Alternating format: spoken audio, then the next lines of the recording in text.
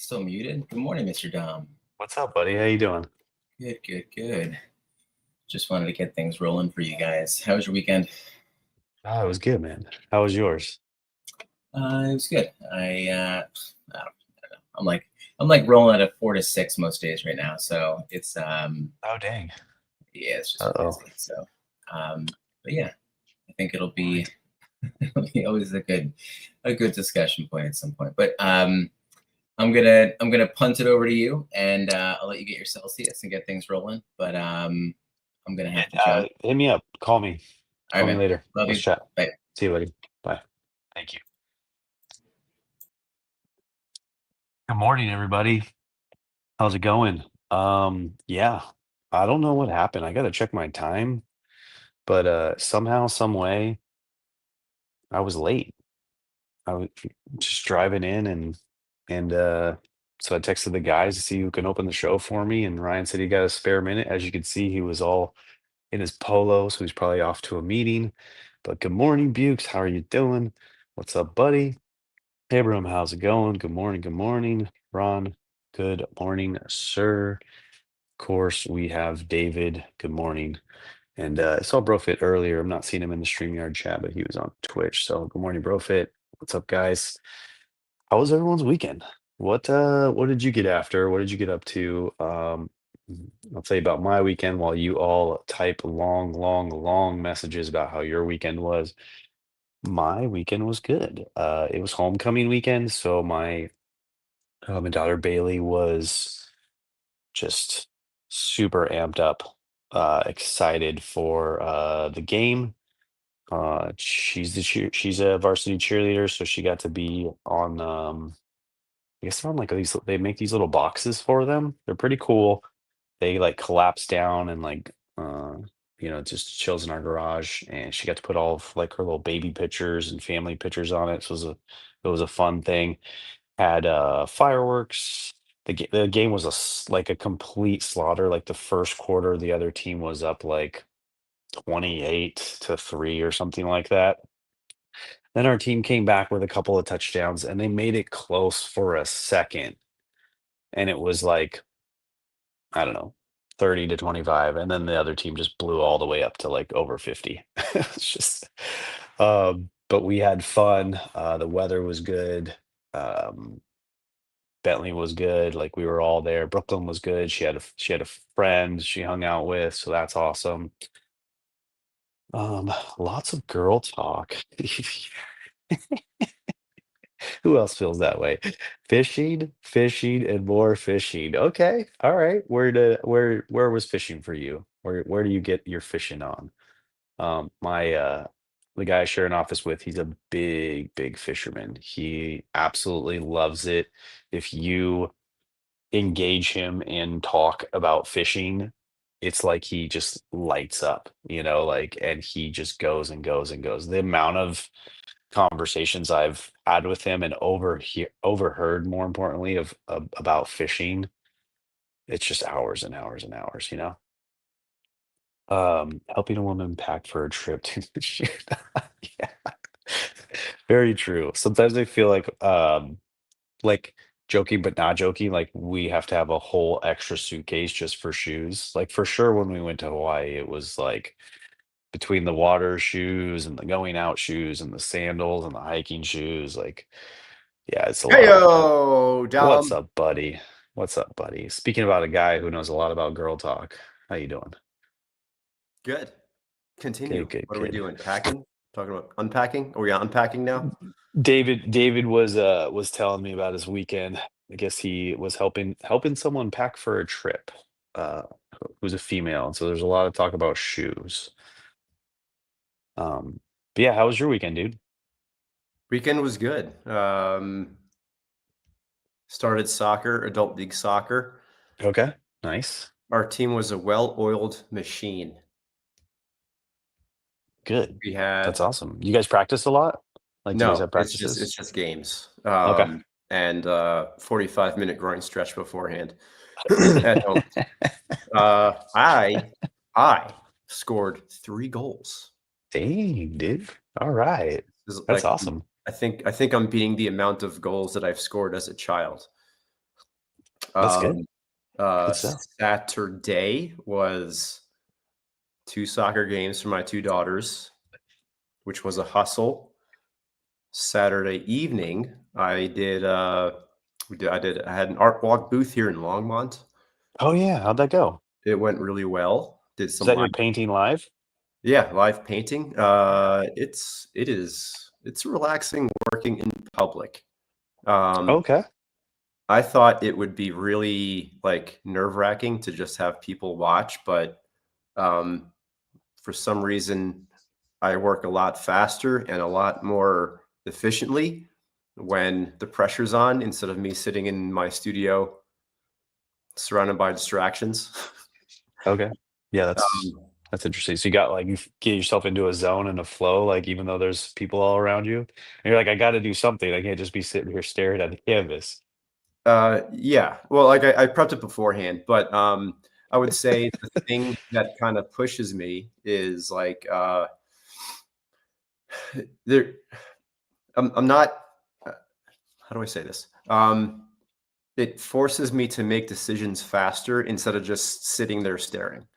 You know, Yeah. Okay. instead of like second guessing and triple guessing what I'm doing, I'll just Yeah. make marks, and it's like so much more enjoyable than I would imagine, like, just sitting there with, like, a booth full of, like, pieces to sell, like, I'm not selling anything, it's more like I'm just demonstrating, and I'll talk to people. I had some great conversations, and, like, I got, 2 leads for commissions, and, like, super simple, and it was cool. I felt positive. There's one man in Nice. particular. Last time I did this was 2019, before COVID, Okay. and there was one gentleman in particular, older guy. His name is Stan Fellows. Um, just as it sounds, Stan Fellows. Happens to live in Longmont, and he for decades he was an illustrator for like the Audubon Society and like World Wildlife Fund, like really awesome like pen and ink drawings of different species of birds. Okay. And in 2019, we must have talked for like an hour and a half, just talking about like what his journey was. And even back then, I think that was like my first older guy dad talk, because he had a daughter that was older, and at the time Hazel was just born, and I had 3 young daughters. And then I was standing talking to a friend there, and this old guy comes into my booth, and he just like looking around. And then he turns around, and it's that guy, except you can tell time has passed because he now has a beard, and he's wearing a cowboy hat. He's leveled up. So uh, we continued the conversation, and it was really great. He's retired now, but look it up if you'd like to see like people do cool things. His name is Stan Fellows. Nice. Uh, Yeah, I had an interaction yesterday at the park. A dad just came up to me like out of the blue. Like, a lot of times in places like people don't interact. Like you can like tell people just kind of avoid, but this guy was very much like, I'm just gonna interact. And he just said something like, I can't remember what he said. Something like enjoying that dad life, huh? Or so we just got into a conversation and like it started off with like the normal conversation of like is he your only kid, because he could tell I was just with Bentley and no one else, and I'm like, no, my girls are at home, they're a little older. And then we started talking about his kids, and then like we went right into like fertility. Because he was like, I'm 41, I just had, I got the 6 kids, or the 6-year-old kid. And like we went into this whole story about fertility and stuff like that, and it was cool. He had test tube babies, 2 sons from the same batch. It was very interesting, like, but like 3 years apart. Like they froze the eggs and had them all over again, kind of stuff. yeah, So it's a cool little moment. And then like all of a sudden I get a notification on my phone that says my car door is open, and I'm like, oh shoot. I'm like, dude, no, like no offense, I just got to go close my car door. I don't know why it's open. It was just like ajar, like Bentley like didn't close it all the way kind of thing. It was yeah. not a big deal, but so I had to leave in the middle of the conversation, which was a bummer, but Stan sounds like a good fellow. He is great fellow. David, good morning. Sorry, bro. Fitz. No, it was leg day today, but I did not smash the thighs. But it's been a whole month since I've worked out. Gym was closed. Oh, School dang. started. Soccer started. So today felt really good. Getting back into it. The butt is pumped, y'all. Feeling good. How Yeah, how we had. how are you doing? I'm good. Yeah, we had a good weekend. So it was homecoming weekend, so we went to Bailey's, the homecoming football game. Um, then she had her homecoming dance on Saturday. It was like a super long thing. She left at like 2 to go get like ready and do like the pre-pictures stuff, and then went to like a Wendy's beforehand, and then went to the dance. She said the dance was a lot of fun compared to last year. I don't know why. So I'm glad she had fun, even though, like, just broken up with her boyfriend, but I don't think he went. I didn't ask. I didn't need to know that information. And then they went out to Denny's and they were out till like 12:30, and then she came home. Um, I stayed awake just to make sure she was okay. Uh, everything was fine. Bentley had soccer and basketball that day. Both good, both no problems. Yeah, it's pretty good weekend. Brooklyn was hanging out with mom last night, filling out her application for like I don't know what you call it, like a K-pop uh agency Club? or school or something like that. Like a Didn't you want to start like a K-pop club or something? Yeah, I don't think it was don't think it's a club. This is actual like schooling, or like it's to get into like a agency, I think. Gotcha. They're just starting the application and stuff like that. She came home early. That was not early for me, man. I was dying, dude. I was like, how long could you be at Denny's? Because like the dance ended at 10. It's high school. I don't think it was a late dance. Like 2.5 hours at Denny's was driving me nuts. It's like, girl, I need to sleep. Denny's, jeez. At least Waffle House is a place you hang out until 2 in the morning. Really I mean, Denny's. I used to do that's the funny thing is that used to be a spot for when I was her age, was going to Denny's, because that's like just what we had like nearby the school and stuff like that. Yeah. Um, oh, that sucks, man. Wife got sick. Yeah, I thought my kid was gonna get sick this weekend. In fact, Saturday, one of the reasons why I had Bailey, I had her, why I was on watch instead of Amy, was right before bed, Bentley just like he's like, "Mom, I think I'm gonna throw up." And like, so we had the whole like huddle around a trash can or whatever kind of situation going on. And so that meant she was not gonna sleep all night because she was just gonna watch him like a hawk. Because last year he did that and he like threw up in bed. And if anyone's had that happen, you know what a nightmare that is at 2 a.m. to be cleaning up a bed full of throw up. That's just when you toss any extra plans for the rest of that day. Yeah. Yeah. Which thankfully Sunday, so that was Saturday, all that happened. He didn't actually throw up at all. He took a bath, he calmed himself down. And just like he gets very like amped up, like he was sitting there like shaking, holding the trash can. I'm like, dude, you just need to calm down and breathe and all this stuff. So, but yeah, thankfully we had absolutely no plans Sunday. Amy and I were wrecked, like from me waiting up for Bailey and her waiting up with Bentley. So there was like taking naps involved. There was all that stuff involved on yesterday. Yeah. So Dom, similar, and I'd like to spin a thread with you this morning on a thought I had this weekend. Um, Kind of connecting what we've been doing. Seems like we both had a lot of things going on this weekend. Um, Also had after the art show, after the art walk, Kira brought back 6 friends. Had a 6 friends sleepover. Totally Okay. random. Planned at 8 o'clock at night. I was feeling brave, so I said yes. I just said, tell them to eat at home because we did not go shopping yet. And this is also a thought that I'm assuming that David could probably jump in on, and anybody who maybe is in the later stage of raising daughters into like the high school stage, maybe even college stage. So the thought that I had during the past few days was the golden age of parenting, like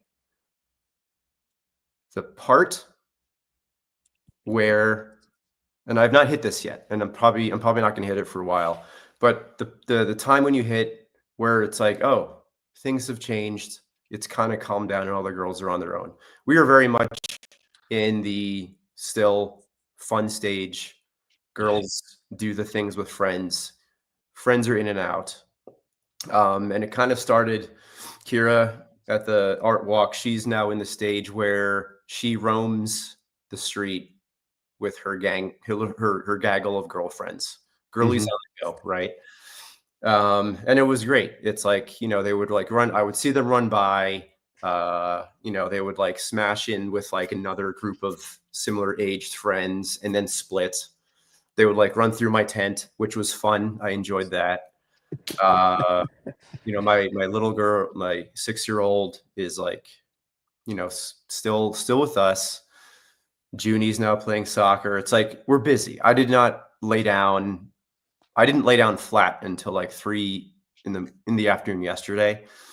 Just busy. Haven't had a date night in at least a month with Kristen, but it's like we're always interacting with each other. It's mostly like family stuff. And I'm like, am I in the golden age of our parenting? Is this going to be the time that I look back and I'm like, that was pretty cool, right? Yeah.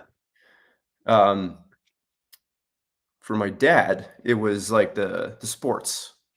Like he'll always kind of, and I guess not so much my mom or my dad, because he kind of facilitated the sports.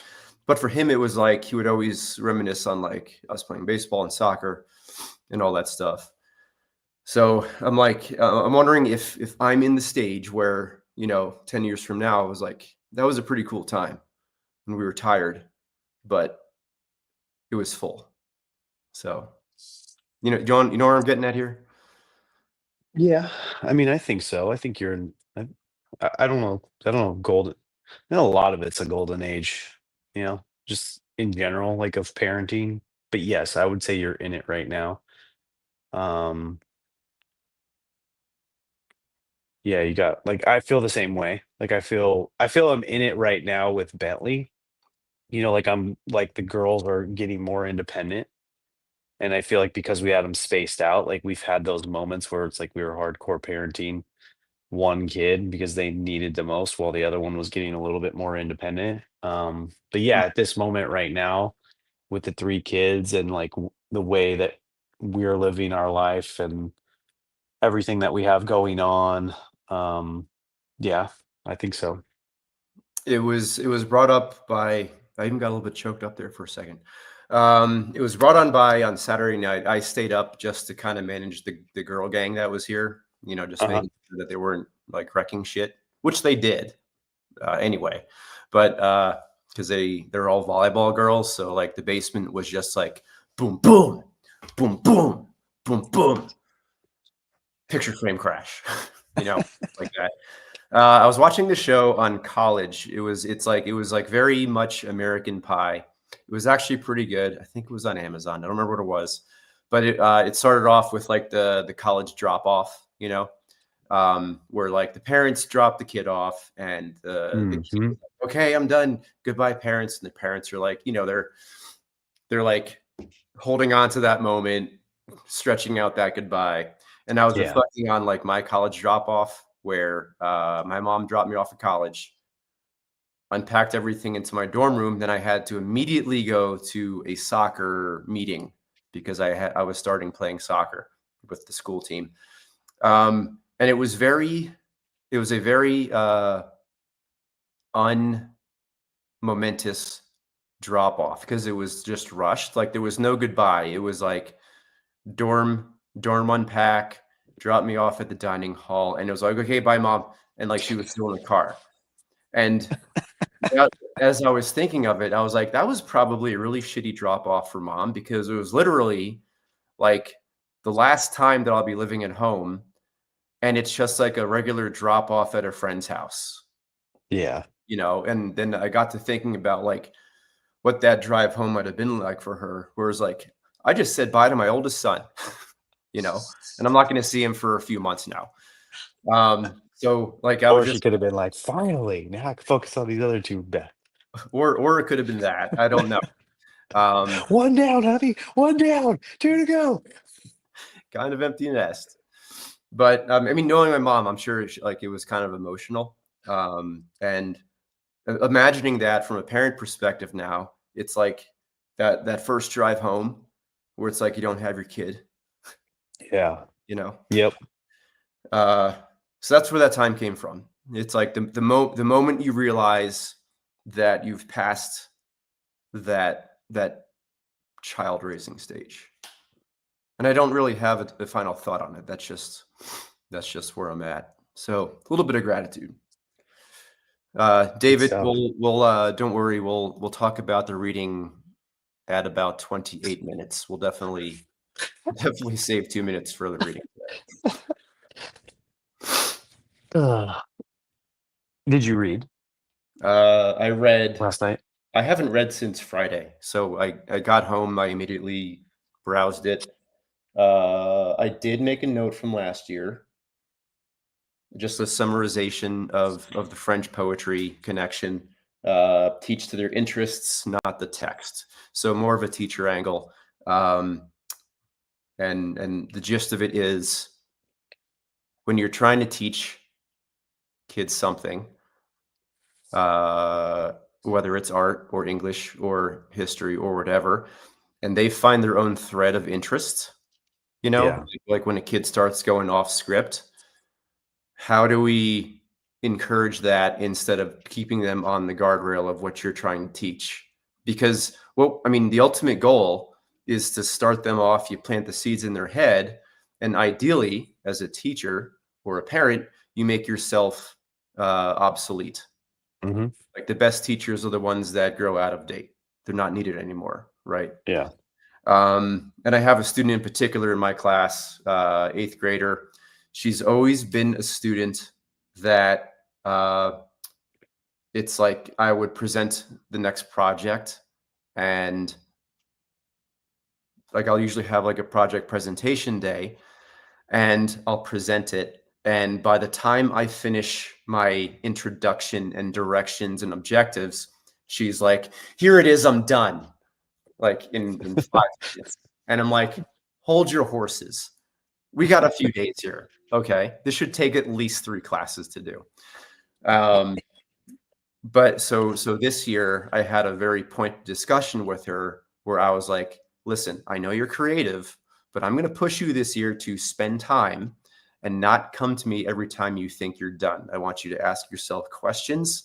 I'm never going to tell you it's done. I'm just going to give you more suggestions and you decide when it's done, which is good. So we've had 3 projects so far. And each time I do this project, she twists it and bends Mr. Turner's rules and objectives, which I Nice. told them is something that I want them to do.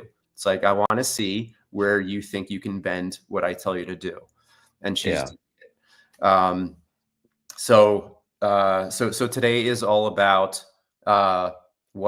in what ways do your kids kind of find their own path in what you're trying to teach them, and how do you encourage that? Yeah. So have you or anybody in the chat, David, since you have some older girls, and I don't mean to always reference David. I just seems like he's like the Well, look at the comment thread. He's the only one. He's the only one here. mostly David. Rofitz is here. Rofitz is a little behind us in kid age, but I'm sure he's with his kids every day. But like, have you had a moment when you were teaching your kids something and they've gone off script, they've gone off-roading, and have found their own path? And Abram is here. Hey, Abram, how's it going? But he's in 14 months, so Yeah. I'm trying to think of how, like, yeah, there's nothing that comes to mind. But I know my kids are, but that's just because, like, So as a parent, I've definitely been more of the hands off, like not kind of like teaching or preaching or instructing them. Um, no problem, bro. Fit, no problem at all. But so I'm not this kind of why this month always falls a little short in my wheelhouse of parenting. So I'm very much one of those parents that's like I'm trying to teach them certain things like household things, the stuff that they don't learn in school, cleaning up after themselves, cooking, grilling, all those kinds of things. Um, so I guess if I had to say, like, Brooklyn's probably the only one that's kind of latched on to the cooking a little bit and will do her own thing. I loved that she took a cooking class this summer and she learned a couple more skills. Has she followed up on it? Kind of. There were a couple of good weeks there where she made a couple of things, but other than that, it's kind of just been to feed herself. Um, I've been trying to, yeah. I think my main thing has been trying to teach them cooking and food prep, but I haven't seen them actually go out on their own or anything like that. So I haven't found the French poetry of my kids just yet, or Yeah. maybe I just haven't realized it or seen it. Um, Yeah, the French so the French poetry connection, which because David referenced it, is I'm not gonna reread to everybody, but basically a professor had a student who was reading things on his own. I think it was an English professor. This particular student was bringing in his own books, his own authors, and during class he said something along the lines of, "You're going to meet in my office, and we're going to read these books and talk about them on our own time." So like yeah. encouraging that step into their own interests, which I hope to do. As you know, I hope to be able to recognize the time when my daughters or my students want to jump in or jump off the path and make their own trail. Yeah, David, I've had a few of these times where they kind of wake up. Uh, my two older daughters in particular, relating to cooking, they're like, "Hey, I want to make this for breakfast." Like they had like a pancake recipe one day. It's like, "All right, let's do it. We have all the stuff. I don't know how to do it either, so let's figure it out." And that's like the best. That's like the best it can be, right? Where it's like Mhm. you're all figuring out how to do it yourself the first time Yeah. without taking the reins and kind of letting them guide it. Um, One thing I do want to kind of bring up is, since Abram is in the sick stage, caring for everybody. I was sick last weekend. Kristen was sick during the week, um, which kind of made it tough. Like I was over the weekend, so like Kristen could kind of manage things while I was kind of still there. Kristen basically had to be sick without any help from me because it was during the week. So a little bit of grats to the wifey for kind of handling that, where I did not do it as much. So if you're listening in bed, I love you, Kristen. Sorry you were sick. So, And he's gonna take you out on a date soon. and we'll go on a date soon. Yes, we're gonna go somewhere cool. It's almost like we're so involved with the things. It's almost like I had a thought where it's like, is a date night, like, what does that look like right now? Where it's like we're seeing each other at our best and not best just by virtue of like managing the house and the kids. It's like, what else could we possibly talk about? And I'm sure there is, but at this point, I'm like, what else could we possibly talk about to learn about each other right now in this particular moment, when it's like we're putting everything into what's going on here. How do we Mm. advance beyond like the "how are you" stage? This is where I bring notes, which I've done before. Bring notes to date nights. We've done that before. Conversation topics. Yeah. Yeah, I think it's more so like for Amy and I, it's more there's not like any different kind of conversation that we're having. It's just more along the lines of like we can have uninterrupted conversation. I mean, aside from a waitress coming up and asking if we want more water or food, uh, you just get to have that interrupted conversation for as long as you want, as long as you need to, without someone asking, like, one of the kids jumping in and doing whatever. Yeah, David. I can't copy and paste the text, but what's the song? We'll play it as an outro today. But David, give me the song title in person. I don't think you can play it as an outro, can you? Well, I'll just do it through the Spotify right here. Oh, okay. Yes. I was gonna say if you open up Twitch in a separate browser, I can't open Twitch. I got District. Technically, I shouldn't be using my school laptop for all this, but I'm not buying a new device. Artist is Fun, song is Carry On, acoustic.